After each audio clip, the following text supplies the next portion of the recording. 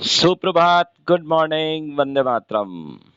आपका दोस्त ईश नारंग फिर से सुबह सुबह आपके साथ एक बार फिर से उपस्थित है एक कहानी लेकर। कहानी वो जो दिल को छू जाए, कहानी वो जो कुछ संदेश दे जाए, कहानी वो जो लगे कि मेरे जीवन से संबंधित है।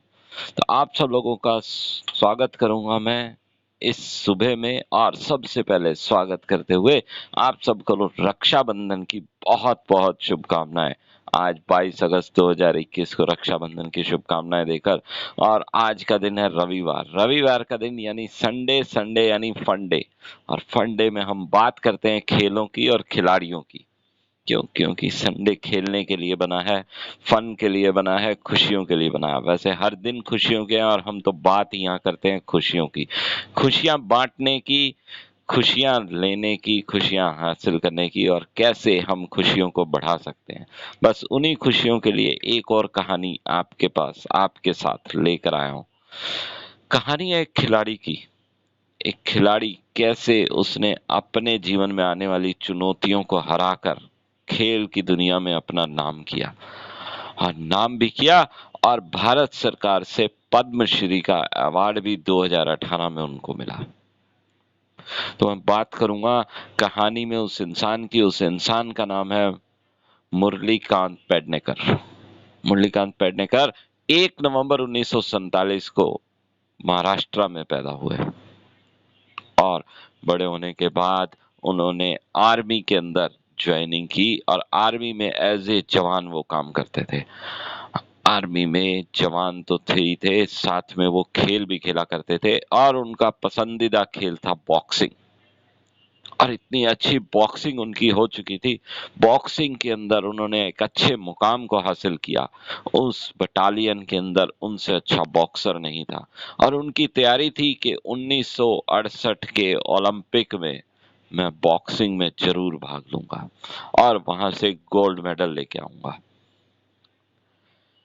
लेकिन नियति को कुछ और ही मंजूर था। 1965 में पाकिस्तान के साथ युद्ध शुरू हो गया, और उस युद्ध के अंदर बहुत सारी गोलियां, नहीं, बहुत सारी मतलब 16 गोलियां उनको लगी। और 16 गोलियां में कहते हैं एक गोली आज भी उनकी रीढ़ की हड्डी में अटकी हुई है, और उन गोलियों ने उनको अपंग बना दिया। लेकिन उन्होंने फिर भी हिम्मत नहीं हारी। ठीक होने के बाद, बिल्कुल ठीक होने के बाद भी वो पूरी तरह से एकदम कंफर्टेबल चल भी नहीं पाते थे, लेकिन उन्होंने स्पोर्ट्स खेलना नहीं शुरू छोड़ा। और उन्होंने जो 1968 ओलंपिक में गोल्ड मेडल बॉक्सिंग में लेने का जो निश्चय किया था, उस निश्चय पर वो अटल रहे। उन्होंने बिल्कुल भी ये नहीं सोचा कि मैं अपने इस अपंगता के बाद अपने खेल के लक्ष्य को छोड़ दूं या रास्ता बदल लूं। और उन्होंने ये सोचते हुए टेबल टेनिस के अंदर, ओलंपिक में वो भाग नहीं ले सकते थे, लेकिन पैरा ओलंपिक में जरूर भाग ले सकते थे। पैरा ओलंपिक के लिए उन्होंने टेबल टेनिस के लिए तैयारियां शुरू कर दी, और टेबल टेनिस के अंदर उन्होंने खूब तैयारी करी। 1968 में उन्होंने 2 राउंड भी टेबल टेनिस के पार कर लिए थे, लेकिन मेडल से अभी भी वो दूर थे। अनफॉर्चुनेटली उस ओलंपिक में वो मेडल नहीं ले पाए, पर मेडल ना मिलने के दुख में उन्होंने खेलना नहीं छोड़ा, अपनी प्रैक्टिस नहीं छोड़ी। तो टेबल टेनिस के अलावा उन्होंने अपना स्विमिंग में भी प्रैक्टिस शुरू कर दी। स्विमिंग, जेवलिन थ्रो और टेबल टेनिस की वो लगातार प्रैक्टिस करते रहे। और एक दिन आया जब जर्मनी के ओलंपिक 1972 में हुए, और 1972 के जर्मनी ओलंपिक में उन्होंने तैराकी, स्विमिंग के अंदर गोल्ड मेडल जीता, और उनका नाम इतिहास में, भारतीय इतिहास में दर्ज हो गया, जिन्होंने पैरा ओलंपिक के अंदर सबसे पहला गोल्ड मेडल हिंदुस्तान के लिए जीत के लाए। 50 मीटर की फ्री स्टाइल स्विमिंग के अंदर उन्होंने 37.33 सेकंड के अंदर ये स्विमिंग पूरी करी और एक नया रिकॉर्ड बनाया 1972 के अंदर। उस ओलंपिक के अंदर ये बहुत बड़ा रिकॉर्ड था जब पैरा ओलंपिक में किसी ने स्विमिंग के अंदर 37.33 सेकंड में गोल्ड मेडल विन किया और 50 मीटर की स्विमिंग को कंप्लीट किया। ये था मुरलीकांत पेडनेकर की कहानी, जिन्होंने और इस चीज को सिर्फ हिंदुस्तान ने नहीं, पूरे वर्ल्ड ने, पूरे विश्व ने लोहा माना उनका, कि अपंगता के कारण, शारीरिक अपंगता के कारण उन्होंने स्पोर्ट्स के अंदर इतना बढ़िया परिचय दिया और इतना अच्छा उन्होंने खेल भावना का परिचय दिया। हिंदुस्तान सरकार ने 2018 में उनको पद्मश्री से भी नवाजा। इसके अलावा उन्होंने शायद बहुत सारे अवार्ड्स को विन किया। सभी अवार्ड्स यहाँ पर गिनाने पॉसिबल नहीं है क्योंकि हमारे पास समय की पाबंदी है और हम इस कहानी को केवल 10 मिनट में ही कोशिश करते हैं कि इसको कंप्लीट कर दें।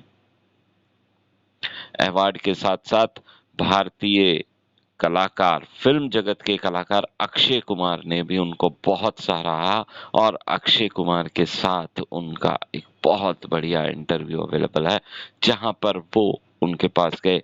उनके नाम से एक वेबसाइट भी बनी हुई है मुरलीकांत पेडनेकर के नाम से, जिस पर उनके बारे में पूरी जानकारियां उपलब्ध हैं। उनकी बहुत सारी चित्र उस पर है और आज भी वो अपने गोल्ड मेडल को के बारे में बताते हुए फूले नहीं समाते हैं क्योंकि उन्होंने प्रैक्टिस करी। उन्होंने सिर्फ एक ही खेल में मेडल्स नहीं जीते, उन्होंने 3-4 खेलों में मेडल्स जीते। यानी कि जेवलिन थ्रो में भी उन्होंने मेडल जीते, शॉट में भी उन्होंने मेडल जीते। पैरा ओलंपिक की बात कर रहा हूं मैं। उन्होंने एक बार नहीं, कई बार अपने खेल का, अपने हिम्मत का परिचय दिया। तो ऐसे बहुत सारे उदाहरण मिल जाएंगे जिसमें हमने देखा है कि शारीरिक अपंगता के बाद भी उन्होंने अपने जीवन में हार नहीं मानी। और मैंने जीवन में ऐसा कई बार देखा है कि हम 1 या 2 बार प्रयास करने के बाद हार मानना शुरू कर देते हैं और अपना रास्ता बदल लेते हैं। रास्ते को मत बदलो, रास्ते का तरीका बदलो। काम तो हमें करना है, मंजिल हमारी वही है, लक्ष्य हमारा वही होना चाहिए। हम जब किसी काम को अलग तरीके से करेंगे तभी हमें कामयाबी मिलेगी, तभी हम इतिहास रच पाएंगे। और इतिहास रचने के लिए हमें कुछ अलग करना होगा। शिव खेड़ा जी ने कहा भी है कि विजयी वो नहीं होते जो काम के अंदर सफलता प्राप्त करते हैं, विजयी वो होते हैं जो काम को अलग तरीके से करते हैं। तो आज की कहानी यहीं तक। आप सबका बहुत बहुत धन्यवाद, शुक्रिया, आप मेरे साथ जुड़ते हैं। तो ये कहानी भी YouTube पर अवेलेबल रहेगी। YouTube पर आप इस कहानी को देखें और भी लोगों के साथ शेयर करें। और मैं ये भी कहूंगा कि आपके जितने WhatsApp ग्रुप हैं उन सब पर इस कहानी का लिंक डालें। आप सबको इस कहानी का YouTube लिंक मिल जाएगा और उससे आप इस कहानी को शेयर करें, इस पर कमेंट करें। और जिसने भी अभी तक सब्सक्राइब नहीं किया है वो सबसे पहले सब्सक्राइब करें इसको। तो सब लोगों का धन्यवाद। कल सुबह इसी समय, इसी प्लेटफॉर्म, इसी लिंक पर हम फिर से मिलने वाले हैं एक नई कहानी के साथ, एक नए संदेश के साथ, सुबह 7 बजे इसी लिंक पर। तो तब तक के लिए डोंट वरी, बी हैप्पी।